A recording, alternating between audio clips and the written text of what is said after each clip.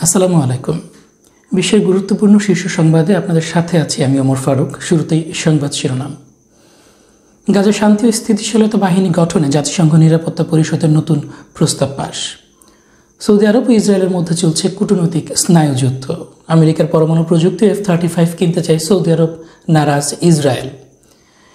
Uranium সমৃদ্ধকরণ পুরোপুরি বন্ধ করে দিয়েছে ইরান। হিজবুল্লাহ শক্তি সঞ্চয় শেষ পর্যায়ে, সমগ্র লেবানন জুড়ে আক্রমণ করতে চায় ইসরায়েল। তুরস্কের ইইউ সদস্য পদে নতুন অগ্রগতির ইঙ্গিত দিলেন পররাষ্ট্রমন্ত্রী হাকান ফিদান। টোলগা আকাশ প্রতিরক্ষা ব্যবস্থার সফল পরীক্ষা করল তুরস্ক।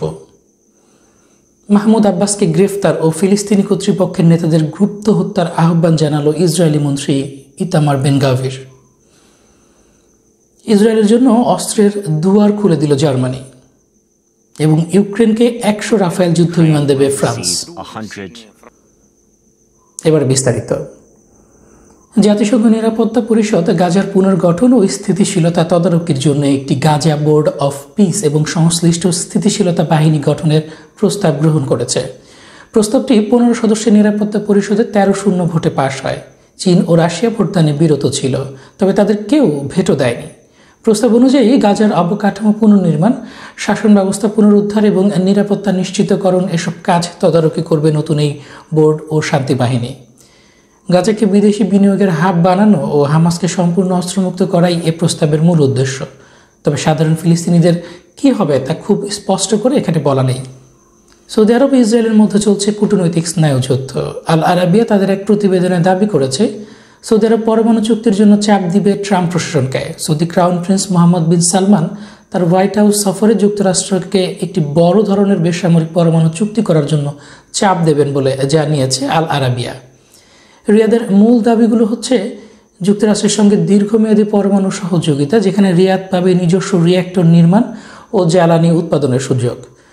সৌদি আরবের নিরাপত্তার জন্য মার্কিন নিউক্লিয়ার আমব্রেলা বা পরমাণু সুরক্ষা ছাতার নিশ্চয়তা। মধ্যপ্রাচ্যে শক্তির ভারসাম্য বদলে দিতে পারে এমন বড় নিরাপত্তা ও প্রযুক্তিগত গ্যারান্টি। এ চুক্তি হলে এটি হবে অঞ্চলে যুক্তরাষ্ট্রের সবচেয়ে গুরুত্বপূর্ণ পরমাণু অংশীদারিত্বগুলোর একটি, যা মধ্যপ্রাচ্যের কৌশলগত সমীকরণ বদলে দিতে পারে। অন্যদিকে এক্সিওস জানিয়েছে, মার্কিন যুক্তরাষ্ট্র সৌদি আরবকে আধুনিক F-35 যুদ্ধ বিমান বিক্রি করতে চাইলে ইসরায়েলের আপত্তি নেই, তবে শর্ত একটাই, সৌদি আরবকে অবশ্যই ইসরায়েলের সঙ্গে সম্পর্ক স্বাভাবিক করতে হবে। এ তথ্য এক্সিওসকে জানিয়েছে দুই ইসরায়েলি কর্মকর্তা। এই ইস্যুটি আরও গুরুত্বপূর্ণ হয়ে উঠেছে কারণ সৌদি ক্রাউন প্রিন্স মোহাম্মদ বিন সালমান তার যুক্তরাষ্ট্র সফরে হোয়াইট হাউসে বৈঠক করবেন প্রেসিডেন্ট ডোনাল্ড ট্রাম্পের সঙ্গে। বৈঠকে 3টি বড় বিষয় আলোচনায় থাকবে: সৌদির কাছে F-35 বিক্রি, মার্কিন সৌদি নিরাপত্তা চুক্তি, সৌদি ইসরায়েল সম্পর্ক স্বাভাবিকীকরণ। এখানে ইসরায়েলের উদ্বেগ হচ্ছে, সৌদি আরব ইসরায়েলের খুব কাছে হওয়ায় রিয়াদ উন্নত স্টেলথ ফাইটার পেলে ইসরায়েল মধ্যপ্রাচ্যের আকাশে তার সামরিক শ্রেষ্ঠত্ব হারাতে পারে বলে আশঙ্কা করছে। তারা চাইছে যে কোনো F-35 বিক্রি যেন অবশ্যই ইসরায়েলকে স্বীকৃতির শর্তের সঙ্গে বাধা থাকে। সৌদি আরবের মূল বাধা হচ্ছে ফিলিস্তিন। সৌদি আরব চাইছে যে নেতানিয়াহু ফিলিস্তিন রাষ্ট্র সমর্থনে একটি স্পষ্ট অঙ্গীকার দেবে, কিন্তু ইসরায়েলি প্রধানমন্ত্রী তা দিতে অস্বীকৃতি জানাচ্ছেন, ফলে আলোচনার অগ্রগতি আটকে আছে। এদিকে সৌদি আরব জানিয়েছে, নেতানিয়াহু সরকার থাকলে কোনো মতে ইসরায়েলের সঙ্গে সম্পর্ক স্বাভাবিক হবে না।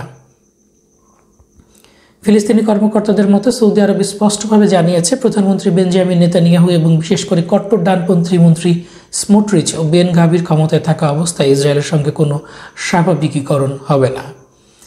রিয়াদ বলছে, এই সম্পর্ক স্বাভাবিক করতে হলে একটি সুস্পষ্ট ফিলিস্তিনি রাষ্ট্র গঠনের পরিকল্পনা অপরিহার্য।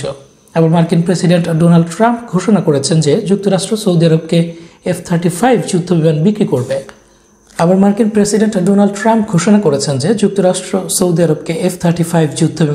করবে। তিনি আরও জানিয়েছেন, সৌদি ক্রাউন প্রিন্স মোহাম্মদ বিন সালমানকে তার হোয়াইট হাউসে তিনি স্বাগত জানাবেন। ট্রাম্প অর্গানাইজেশন এবং সৌদি আরব সমর্থিত দার গ্লোবাল কোম্পানি একসঙ্গে মালদ্বীপে একটি বড় বিলাসবহুল রিসোর্ট নির্মাণের পরিকল্পনা ঘোষণা করেছে। এই প্রকল্পে 80টি বিলাসবহুল ভিলা থাকবে, যা উচ্চ পর্যায়ের পর্যটকদের জন্য তৈরি করা হবে। প্রকল্পের একটি বিশেষ দিক হলো ব্লকচেইন টোকেনাইজেশন পদ্ধতি ব্যবহার করা। এর মাধ্যমে বাইরের বিনিয়োগকারীরা রিসোর্টের ডিজিটাল শেয়ার কিনে অংশীদার হতে পারবেন। এই ঘটনাটি আরও গুরুত্বপূর্ণ এই কারণে যে সৌদি ক্রাউন প্রিন্স মোহাম্মদ বিন সালমানের হোয়াইট হাউস সফরের ঠিক আগে এটি প্রকাশিত হয়েছে। অন্যদিকে নিউ ইয়র্ক টাইমস জানিয়েছে সৌদির দিরিয়াহ প্রকল্পে ট্রাম্প ব্র্যান্ডের নতুন উদ্যোগ আসছে। ট্রাম্প অর্গানাইজেশন সৌদি আরবের বিশাল $63 বিলিয়ন দিরিয়াহ উন্নয়ন প্রকল্পে একটি ট্রাম্প ব্র্যান্ডেড কমপ্লেক্স তৈরির বিষয়ে আলোচনা রয়েছে। দিরিয়াহ প্রকল্পের কর্মকর্তারা জানিয়েছেন আলোচনার অগ্রগতি ভালো এবং শিগগিরই চুক্তি হওয়ার সম্ভাবনা রয়েছে। উল্লেখ্য, দিরিয়াহ হল সৌদি আরবের অন্যতম বৃহৎ পর্যটন ও বাণিজ্যিক উন্নয়ন পরিকল্পনা, যেখানে বিলাসবহুল হোটেল, আন্তর্জাতিক ব্র্যান্ড, সাংস্কৃতিক কেন্দ্র এবং পর্যটন অবকাঠামো গড়ে তোলা হচ্ছে। যদি চুক্তি সম্পন্ন হয় তাহলে ট্রাম্প ব্র্যান্ড মধ্যপ্রাচ্যের অন্যতম মর্যাদাপূর্ণ নির্মাণ প্রকল্পে নতুনভাবে প্রবেশ করবে। এবার ইরানের সংবাদ সংস্থা অ্যাসোসিয়েট প্রেস বা এপি জানিয়েছে ইরান তাদের ইউরেনিয়াম সমৃদ্ধকরণ এখন পুরোপুরি বন্ধ করে দিয়েছে। ইরানের পররাষ্ট্রমন্ত্রী জানিয়েছেন দেশটি আর কোথাও ইউরেনিয়াম সমৃদ্ধ করছে না। তার দাবি সব স্থাপনাই এখন IAEA এর নজরদারিতে এবং ইসরায়েল যুক্তরাষ্ট্রের যৌথ হামলায় চলতি বছরের জুনে ইরানের সমৃদ্ধকরণ কেন্দ্রগুলো ধ্বংস হয়ে যাওয়ায় এই কার্যক্রম বন্ধ রয়েছে। ইসরায়েলি চ্যানেল 12 জানিয়েছে হিজবুল্লাহ তাদের শক্তি পুনর্গঠনের শেষ পর্যায়ে পৌঁছেছে। তাই ইসরায়েল হিজবুল্লাহর বিরুদ্ধে একটি আগাম বা প্রিমটিভ হামলার প্রস্তুতি নিচ্ছে, যা সম্ভবত পুরো লেবানন জুড়ে বিস্তৃত হতে পারে। ইরানে ভয়াবহ খরা, কৃত্রিম বৃষ্টিপাতের লক্ষ্যে বিমান অভিযান শুরু। ইরান কয়েক দশকের সবচেয়ে ভয়াবহ খরার মুখোমুখি হয়ে আকাশে ক্লাউড সিডিং ফ্লাইট চালানো শুরু করেছে। দেশজুড়ে বৃষ্টিপাত 89% কমে যাওয়ায় বড় বড় বাঁধ যেমন তেহরানের আমির কাবির প্রায় খালি হয়ে গেছে। কর্তৃপক্ষ জানিয়েছে এই অবস্থায় পানির রেশনিং শুরু করতে হতে পারে। বৃষ্টি না হলে কিছু এলাকায় মানুষ সরিয়ে নেওয়ারও প্রয়োজন হতে পারে। প্রাথমিকভাবে উর্মিয়া লেক বেসিনে বিমান থেকে রাসায়নিক ছিটিয়ে কৃত্রিম বৃষ্টিপাতের চেষ্টাও চালানো হয়েছে। তুরস্কের ইউরোপীয় ইউনিয়ন সদস্যপদে নতুন অগ্রগতির ইঙ্গিত দিলেন পররাষ্ট্রমন্ত্রী হাকান ফিদান। তুর্কি পররাষ্ট্রমন্ত্রী হাকান ফিদান বলেছেন, জার্মান চ্যান্সেলর মের্জের মন্তব্যের পর ইউরোপীয় ইউনিয়নে তুরস্কের যোগদান প্রক্রিয়ায় নতুন অগ্রগতি দেখা যেতে পারে। তিনি জানান, জার্মানির সমর্থন তুরস্ক আলোচনায় একটি নতুন রাজনৈতিক ইচ্ছার সংকেত দিচ্ছে। ফিদান আরও বলেন, এখন নিরাপত্তা ইস্যুতে বড় ধরনের গুরুত্ব দিচ্ছে। এতে রয়েছে 150 বিলিয়ন ইউরোর প্রতিরক্ষা তহবিল এবং 800 বিলিয়ন ইউরোর আর্থিক প্যাকেজ। তুরস্কের অবকাঠামো এখন ইউরোপের সমমানের এবং এর বেশিরভাগই সহায়তা ছাড়াই নির্মিত। সাইপ্রাস বিষয়ে ফিদান পরিষ্কারভাবে জানান, তুর্কি সাইপ্রিয়টরা দ্বিতীয় শ্রেণীর নাগরিকত্ব কখনোই মেনে নেবে না।